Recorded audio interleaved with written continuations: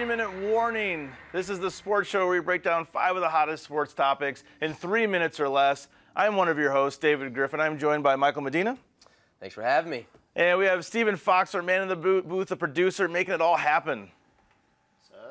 So we're going to get right into it today, folks, with March Madness has begun. So many busted brackets already. It's not even funny. Brackets are busted. I mean, everything's bad. Everything. That's a tongue twister. It's hard to say 5 times fast. We're going to go to our initial thoughts here first. Some crazy events going on here. We've got some controversies. Wow. We have some upsets. The tournament never disappoints me. We have a year in, year out. record, NCAA tournament record, 5 games last night decided by 1 point. Yes. That's a record. Yes. 5 games. So many great matchups. Already got a bunch of upsets. I mean, we should just start with some of those. Get right into it. I mean, I want to go with our people who surprised us. Yes. I was really a big fan of Harvard. Yeah. Harvard against UNC. They didn't win. Harvard didn't win. Harvard was not one of the upsets, but I thought they played real strong. I think UNC was a letdown. I think UNC let them in, let them stay around too long, and Harvard didn't disappoint. Well, that's the beauty of the tournament because you have some of these lower seeds going up against higher seeds, and those lower seeds tend to be a little hungrier. You know what I mean? So, like, Harvard is a good program, but it's not the sexy basketball program. They're not UNC. They're not Kentucky. So when they get a chance to shine like this, you know, they're going to take full advantage of that. I mean, probably some of the best games are the 8 and 9 seeds. 8 and 9 seeds are just always exciting. Always good. And Cincinnati and NC State in their matchups did not disappoint. At all. It's just such good. I mean, Cincinnati, last second, layup, buzzer game, you know, going into overtime. It was an exciting matchup. No, those games are always fun, and Cincinnati just fought hard from pretty much start to finish. You got to give Cincinnati respect. Cincinnati lost all of their starting class to graduation last year. So, I mean, they basically just did a reboot. And they impressed. Did a reboot, came back strong, had a great first win. I mean, that's huge. And then they have to go up against Kentucky next. Good luck. Kentucky next on Saturday, the round of 32. Yeah, poor Hampton, you know, thanks for stopping by. Yeah, I mean, the number 1 seeds did what we expected them to do. Yeah. I mean, Villanova had, you know, easy. Kentucky was easy. I mean, it's just. You got Duke tonight. Duke plays tonight. You also have Wisconsin. I mean, the number 1 seeds, 16 seeds, number 1. I mean, it's probably not going to happen. NC State, another exciting game. Yes. Another 8 and 9 seed battle. Those are, I think, for me, always the best games. Absolutely. Well, they're evenly matched. They're always going to be fun games, and they just don't disappoint. Yeah, I mean, they had a little floater. You know. I mean, to win it all. I mean, that's just the fun times about. So let's talk about disappointments. Yes. I think who disappointed? For me, like I said before, on UNC, I was a little bit underwhelmed by them. They haven't. UNC's been weird the last few years. They used to be, Duke and UNC used to be just, you know, back and forth all the time for years. Now they've just slipping a little bit. Yeah, I'm trying to think of the last like real dominant UNC team, and then the first team that comes to mind would be Tyler Hansbrough when he just basically took the NCAA by storm that year, and that was I don't know, close to 10 years ago now, maybe close to at least. So it's definitely been a while for them. I feel like they've been slowly building the program back up. But this was a bit of a letdown for me as well, simply because of the fact that I want to say they were a 4th seed. Right. And they just didn't seem like they wanted to really be there. Like it just, you know, like I think they just maybe just took them for granted. Harvard. Yeah, I mean, this is, we gotta go. Wow, it's going fast today. But don't worry, we're gonna keep going with NCAA talk. Not going away. We away. have 2 more topics with NCAA. We're gonna go.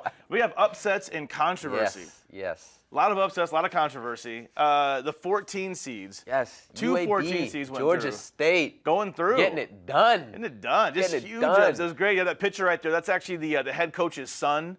You know, and you had the head coach had his cast on because I believe he ruptured his Achilles. He was rolling on the floor, rolling all around, all excited, and you could see like the trainer next to him, like, "Don't do that." She was like so all dramatic. freaking out and everything. That's what we love though about the tournament. Yeah. We love seeing moments like this. Yeah, it was great. I mean, just you never know what's going to happen. I mean, I just love the games. I mean, like, what did you think about some of these matchups today? Just fun, man. I mean, again, like that's one of the things you always look for, right? That's why I was pulling for teams like Wofford and pulling for teams like Harvard and, you know, UAB, Georgia State, because it's like you want the upset. You know? It's always a question of do you root for the upsets or do you root for your bracket? Yeah. Because a lot of people have money on these brackets. A lot of people bet. That's true. A lot of office pools and all that kind of stuff. I mean, Iowa State losing really helps you out as a Duke fan. You know? I mean, that's the South. I mean, to have the number 3 Iowa State knocked out and then just have Gonzaga. I mean, Gonzaga stuff, I'm not trying to pick on Gonzaga, but it's just nice that Duke doesn't have to worry about them right now. Telling you, man, collision course, Duke and Kentucky. So, I mean, and the other thing that happened, speaking of controversy, besides all the upsets, we have the UCLA game. UCLA, SMU, Coach Larry Brown on SMU. I mean, it wasn't goaltending. I agree, it was not, and I hate I hate so much when a game gets decided by a play like this. Yeah. You know what I mean? Because it clearly was not goaltending.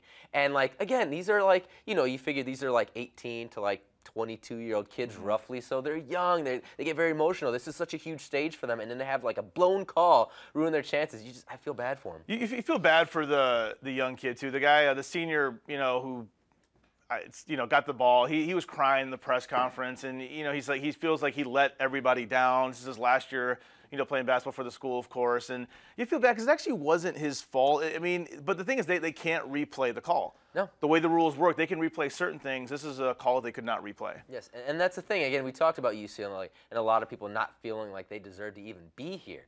So yeah, I mean, hey, credit to UCLA. I mean, they played hard. Yeah. You know, to even be in a position like that where they could win. So I mean, you know, credit to them. But yeah, it sucks that this had to happen. So quickly before we go on to the next topic, name one of your sporting controversy memories. What's one of your more memorable ones? Well, this really wasn't a memory because this actually was a little bit before I even started watching sports. But growing up as a baseball fan, this highlight I've seen a million times, and that's the Pine Tar home run.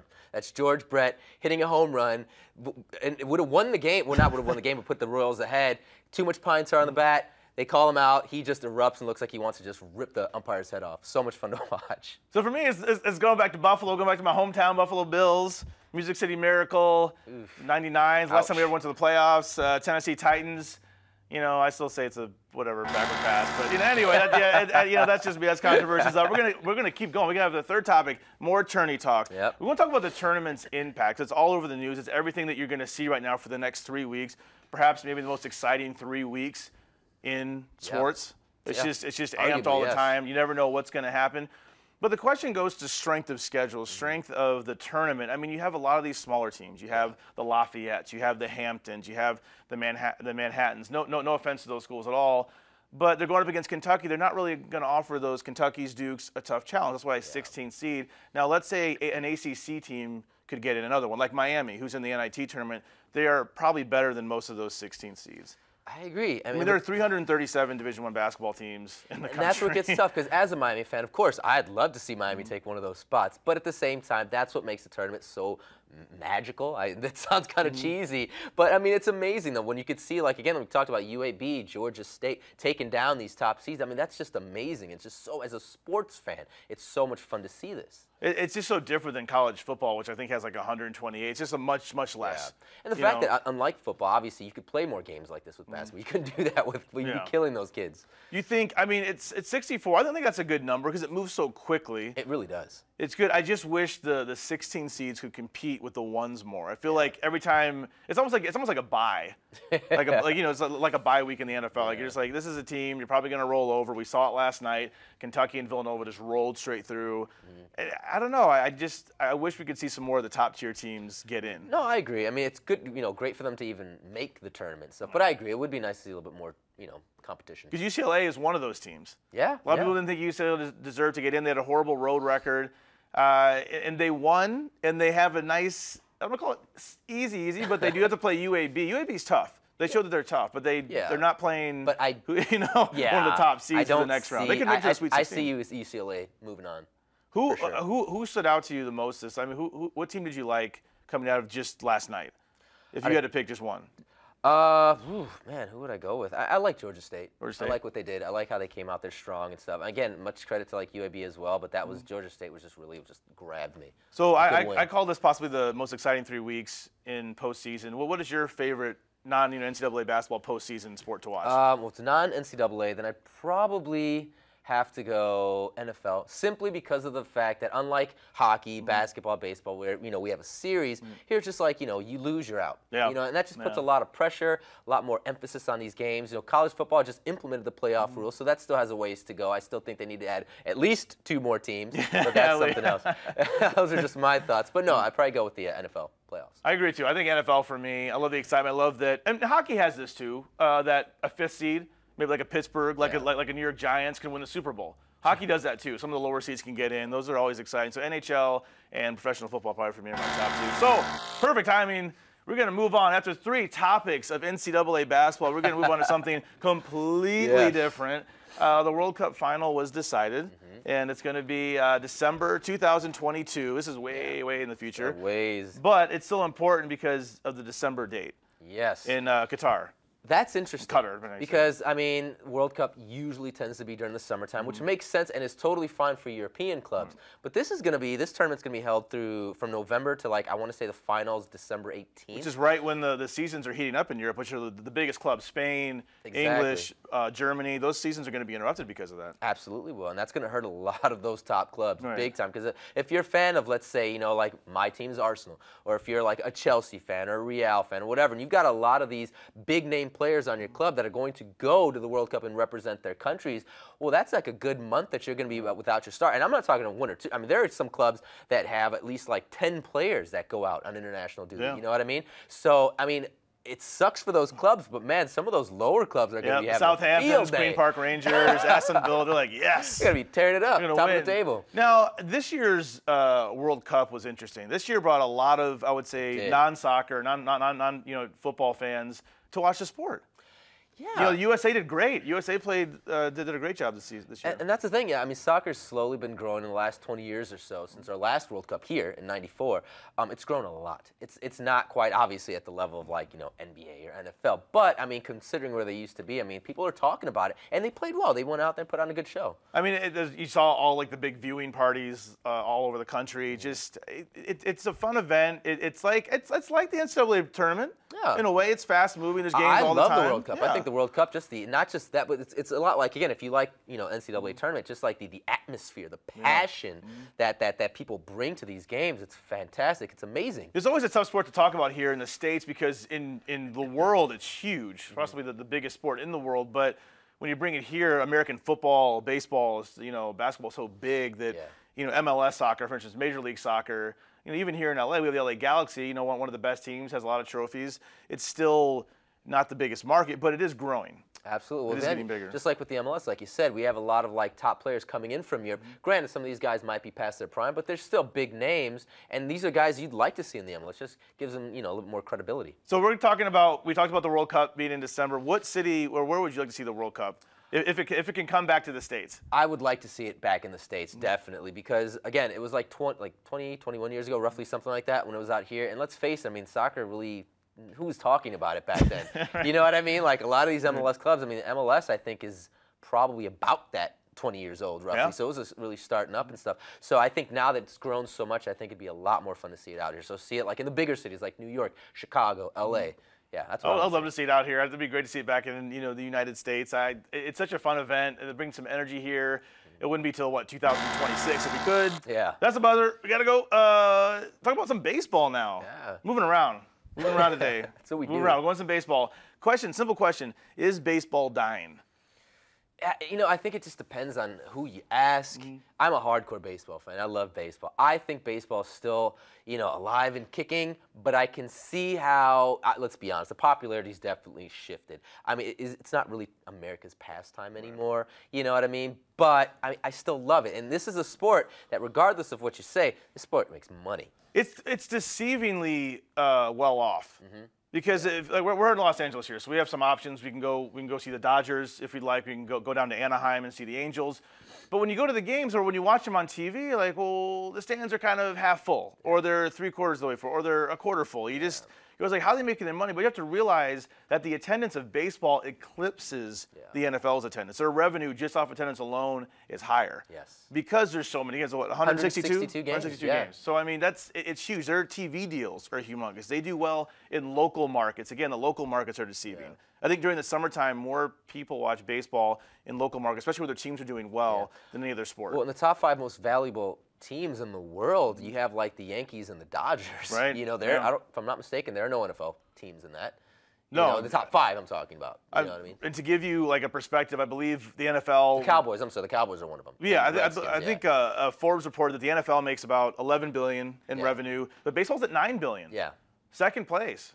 Basketball is 5 or 5.5, something like that, billion. And then you have NHL below that, around 3.5, 3.7 billion. So baseball is huge. Yes. It's still relevant. Michael, what has baseball done to adapt to the changing times? I feel like not as much as they probably could. All right, so they implemented instant replay recently, and a bit of kind of like a challenge and so that's a step in the right direction. This offseason they implemented just speeding up the game. So we have I believe it's 2 minutes in between innings, just little things like that. Batters can't step out of the box anymore. Just ways to keep the game moving so fans aren't completely bored to death. But yeah, so I just still think it's not enough. I think that there hasn't really been, let's say, a Michael Jordan type player in the MLB in a long time. And what I mean by that is not in terms of just talent. I'm talking in terms of marketability. Everybody knows who LeBron James is, whether you like basketball or not. But ask a random player if they know who Mike Trout is, and they probably wouldn't know. A random sports fan, or just they wouldn't know. My mother would know who Mike Trout is. I mean, again, and even going off the going to another topic, we're going crazy with the topics today. Even NASCAR, which I know nothing about. I know who Dale Earnhardt Jr. is. Yeah. I know who Tony. I know Jeff Gordon, 24 car, I believe he is. I mean, at least those names. They do have superstars. Yes. We talk about Indy racing. If you mention Mario Andretti, you recognize the Andretti family name. That's an iconic family name in racing. So I mean, it's just weird. Baseball just doesn't seem to have that identity right now. But they are still relevant. So that's 5 topics. But wait, we're not quite done. Not yet. This is the Friday show. I'm going to go one segment longer with a Twitter question that we have today. This is from @Joe Unpreziuth. Hope I pronounced that right. He asked a question with the hashtag, as you can do, to 3MW here at the stream.tv. Who are your final 4 teams in the NBA? And he, in parentheses, says conference finals matchups. Okay. So good question. This is a good question. NCAA theme here. Because we have been talking about NBA this week. We talked about who might be a possible MVP. Yes. James Harden, again, I feel bad. James Harden probably should have been a news topic today, but with the NCAA tournament, he scored 50 points, but NCAA eclipses everything. So James Harden, I'm sorry. James Harden had 50 points last night, though. He did. He had a great game. I'll go with mine for the Western Conference. I like Golden State, but I'm going to go down to the 3rd place, Houston Rockets. I like James Harden. I like his leadership. I think they can make it. Great minds, man. I'll go for the East real quick. I do like the top 2. Yeah. I do like Atlanta and Cleveland. I think they're resting Kevin Love right now. He's going to be healthy. I do like those 2 teams for the. I wish we could argue a little here, but it's that's exactly what I went through. No. That's exactly what I was thinking, because the fact that I feel like the Rockets are coming on strong. Right? Golden State is Steph Curry. He's on another level right now. They're easily going to coast in there. But Houston's been coming on strong of late. They've been playing good. Harden's been playing his game again. 50 points last night. Career high for him. Exactly. Atlanta right now is running away with the East, and I mean that says a lot about the Eastern Conference. It's weird because in general. I feel bad for Atlanta because you don't hear about them that much. No, you don't. No, but they've had 15 losses. They don't have a player by the name of LeBron James. They do not have LeBron. That definitely hurts them. Yeah. No, but I mean they've got at least I want to say it's like a 10-game lead on Cleveland, who's in 2nd place right now. And again, Cleveland. I'm a Bulls fan, so it's we still have Derrick Rose, Jimmy Butler still hurt. Hopefully they'll come back on strong. Personally, for me, I'd like to see them in there. Yeah. But right now, Cleveland's been really coming together at the right time, and they're staying healthy. Yeah. I'm amazed by James Harden. It's incredible what he's done. I mean, fear the beard. That thing is huge. Probably has a couple birds in there. I mean, fear the beard. He has done such an incredible job. I mean, think about it. Oklahoma City. Yeah. He basically played second fiddle to Westbrook and Durant. They got all the attention. There's Harden, always a good player, but once he went to Houston, because he was the man, he just blew up. Absolutely. And he's impressive. I mean, he's definitely one of my MVP candidates. I'm so happy for him that he's doing so well. I really think they're going to compete and get the West is weird. The West is strong, but the Spurs aren't as doing well as they were last year. But it is much tighter than the East. No, absolutely, and that's the thing again. This has been the case with the Eastern Conference for quite some time now. It's just you look at so many teams in that East, and it's just it's hard to watch, man. Yeah, I mean the Knicks just have some of the worst records. Yeah, and I'm a Knicks fan. I'm from New York. I'm sorry, New York. We're struggling. All that big stadium, the beautiful Madison Square Garden, can't do anything. Can't get any players. Not working. We got Melo. He's not that happy. He's it's sad. But that's what we had for this week. We got a little extra time on the clock. Great question. Please send any more questions to hashtag 3MW here at the stream.tv. We also have some more shows coming on. We have Last Night On coming on after us. Michael and I, you can find us on the Arrow After Show here at the stream.tv. We have some great after shows as well. You can find me on Twitter at GriffinDE. You can also find me on Twitter at Mr. Michael Alexis. That's it for our first week, but we will see you back here Monday at the stream.tv on 3 Minute Warning. Have a great weekend.